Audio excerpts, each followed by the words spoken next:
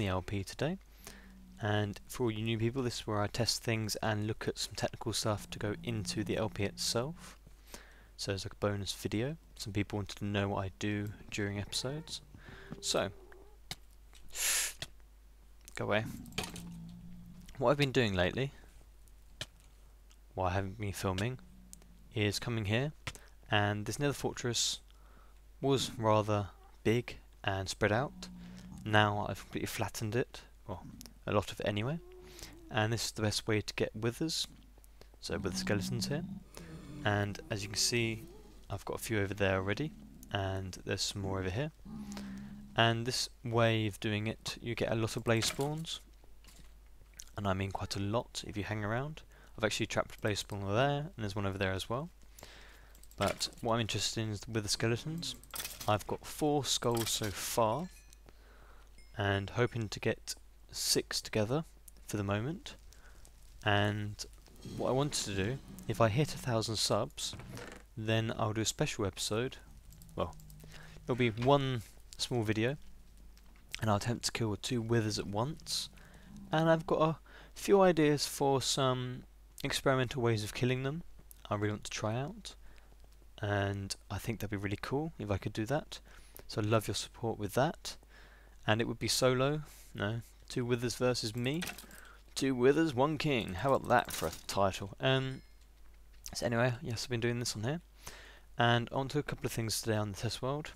I want to look at the spread of fire in 1.4. I need to know the exact distance lava will spread the flames, how far the fire will spread, and I also want to look at some more ideas for player sensors using the spider spawner that I want to use.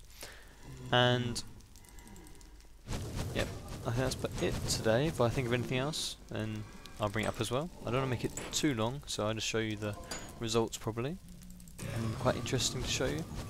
In my last video I looked at, you may not have seen yet, I've looked at how the best way to get the full effect of splash potions are, and I found that really interesting. I hope it really helps people out. I'm using that a lot in my secret entrances. So if you look over here, there's another 3 banded there.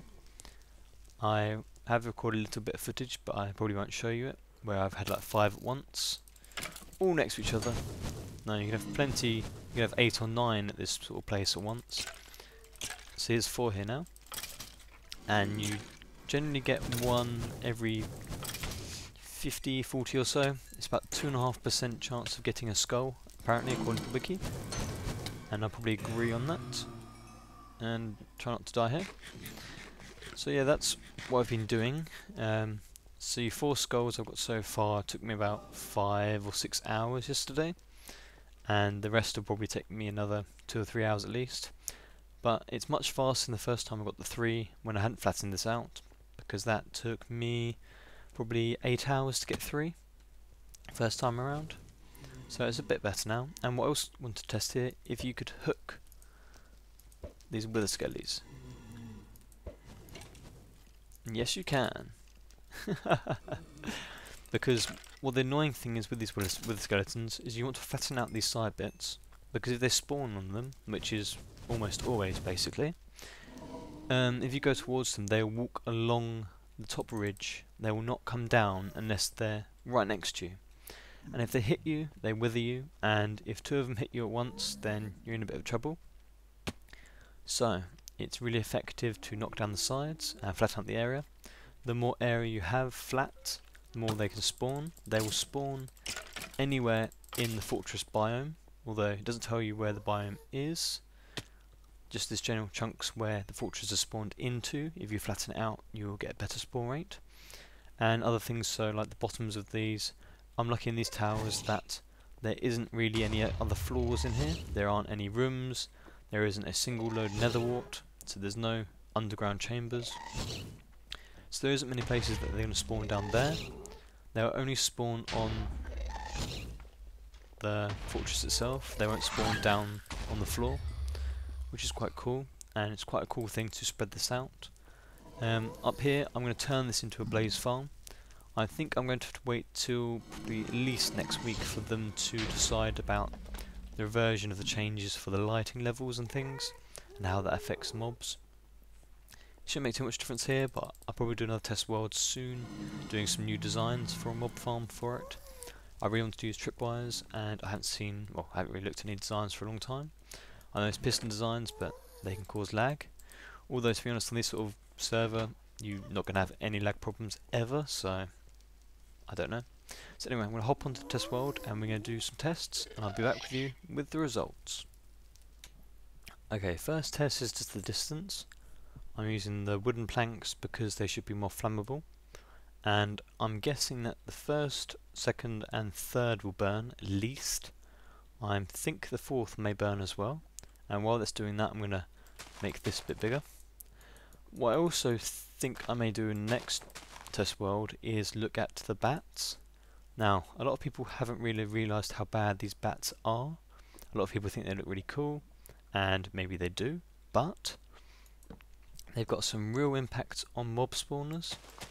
They don't take up any entity count for hostile mobs, but they do stop a lot of mob systems working as effectively, which is a real shame, and I've had problems with that when I was doing my record farm design, because if you use any sort of pusher device to push mobs off, then they hang upside down a block and they push a pressure plate underneath them, and when they're expecting too high mobs, then the piston extends to cover the pressure plate, but the mob is still hanging underneath the block, also still activating the pressure plate, which is rather aggravating, and it's not going to get out there, but I'll have a look.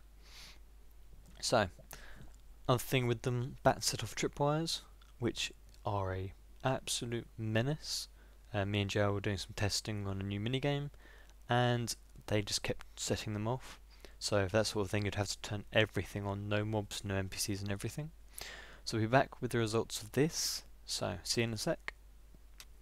Okay, so I've been here for quite a while now, and I've come to the conclusion that only the fire spread is affected by difficulty in 1.4. That sort of leads into what I read when the updates were coming out with the fire spread changes.